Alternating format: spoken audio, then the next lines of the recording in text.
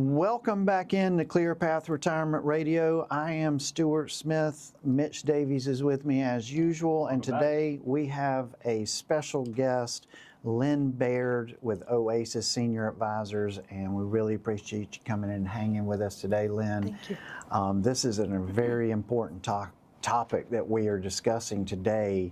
So we are talking about, what do you do when you get to the point in your life and in your retirement where maybe you're not making the best decisions, maybe it's time to take some of the workload off of you, maybe it's time to get into a situation where you're not having to spend all your days cooking and cleaning and taking care of a house, and you just kind of want to transition into a little bit easier situation where, some of those things can be taken off of you and handled for you. And then, as you progress on further into needing a little more care and maybe you eventually get to a point to where you're not so cognitively sharp and able to manage things, how does all that work, and who do you turn to when those times, start and you need, advice, you need guidance, you need, real understanding of the situation. And, Lynn's here with us. She's been doing this for 30 years. She is, an unbelievable senior advisor with Oasis here, and we started just in the last segment, we started talking about cost and just some general ballpark. Don't hold us to this, but we're talking general ballpark costs, and I think we kind of started with independent living, saying that there were, places that were as affordable as $2,500 a month, that provided you with 3 meals and cleaning services and activities and transportation and all of that good stuff. What's the next level here? Assisted living also varies by the community that you choose. Even the location of the apartment can sometimes make a difference. Of course, assisted living, you're scaling down. You're going to be a smaller apartment. But for planning needs, I usually tell my clients to count on about $4,000 to $7,000 in the upstate, depending on your taste in your location.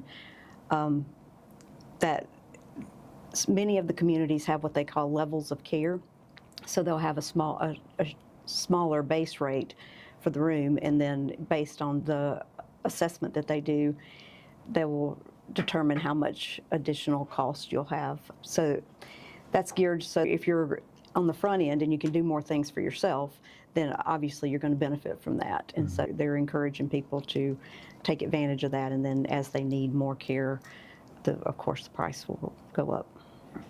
That makes perfect sense. We've got the independent living, then the assisted living, and then at some point they're more than likely going to need the full skilled nursing care. Yes, and in that in between, if there's a cognitive diagnosis, there is memory care that's around $5,500 to $8,000, a little more than assisted living because of the specialization. But skilled nursing is $8,500 to $15,000 a month in this area. Wow. Yeah. Wow. That is no joke when it comes to your finances. And, a lot of times, one of the big questions we get at ClearPath is, people, and this does keep people up at night, I can tell you that. And we'll be sitting and talking with them, and they'll tell us, like, what in the world, can we afford that? Like, is this feasible for us? Or do we need to potentially address this, in some other way other than just paying for it dollar for dollar out of our pocket until we deplete our assets? And, that is one of the questions we can answer for you at ClearPath. And we have a whole process that we take clients through where we we model their income plan based on what their income needs are, what their assets are, what kind of income sources and expenses they have, and we're able to through a very detailed process go ahead and model what if one of you guys does need this, $12,000 a month skilled nursing care at some point. Is that feasible for you, and can you manage through that financially? And it's an extremely beneficial conversation to be able to have, because a lot of people worry about this and they really, really lose sleep over this. And if we're able to model through it, Mitch, it is just a lot of relief that they feel. Definitely. When it comes to seeing, like, okay, even if the worst hit, we can do this, we can get through this, and we're going to be able to manage through it. The alternative is often the route that a lot of people fear, and that is where they have to kind of maybe spend down their assets to a certain threshold and then have Medicaid step in and foot the bill for them. And that is an option that a lot of people are even scares them even more. And when it comes to Medicaid-approved facilities, what is your experience with those type of facilities? And are there lots of beds available for those guys? And Those typically are on a wait list. In South Carolina, unfortunately, there are not very many assisted living communities that accept the Medicaid. It's actually a waiver program that pays for assisted living. When you get to skilled nursing, there are a few more options, but those typically have a wait, and it's going to be a semi-private room almost always, unless you're just waiting on your roommate to show up. yeah, So yeah. not ideal. Not ideal, obviously. So that just further emphasizes the importance of really looking at this stuff and making sure that, you are as independent as you can be for as long as you can be, and that you control your own destiny when it comes to making these decisions and making these choices. And, we certainly encourage folks to really be thinking ahead here. If it is your plan to spend down assets to a certain threshold and then try to qualify for Medicaid, you need to understand that. You need to understand that, sooner rather than later, and that there are certain 5-year look-back periods with your assets and things of that nature that you need to be aware of. But, I obviously much rather plan for this better, where you can pay for it and you do have better options and nicer facilities to choose from. And, unfortunately, the baby boomers have kind of crowded everybody out and are taking up all the spots. And I was really surprised, because I know that one of the facilities that I looked at recently with my client down in Columbia, they had a 5-year waiting list, Lynn, 5 years. And I'm like, wow, that just blew me away. We have one locally with a 5-year wait list. I mean, you got to be thinking 5 years ahead to potentially have a spot open up and get into some of these facilities. And so definitely really creates a sense of urgency when it comes to, thinking about this stuff, because most people, let's face it, they just don't think about it until it's too late, right? Yes. Yeah, and so we want to make sure that we're having these conversations.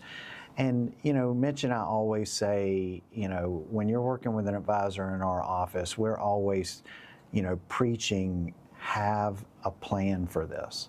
Like, I don't know what your plan is, but you have to have a plan. It doesn't necessarily mean going into a facility, but I can tell you a quick story. I had a client that I was working with years ago, and she came to me and she said, I said, hey, do you have a plan for this? And she said, yeah, we have a plan. And she said, my daughter is a nurse, and she and her husband had built an in-law suite at their house specifically for her when that time came and she started needing help and needing care.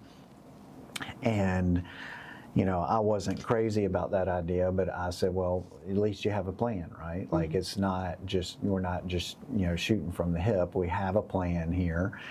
And so it wasn't maybe 18 months after we had that conversation that she actually went ahead and sold her house and moved into the in-law suite with her daughter. And her daughter actually quit work at that time. It was about time for her to retire anyway, but she stopped working and started taking care of her mother full time. And, you know, I remember pulling into my office probably 8 months into that, and the daughter was sitting in my office parking lot in her car when I got there, and she was just bawling her eyes out. And I said, hey, you know, what's going on? What's happening?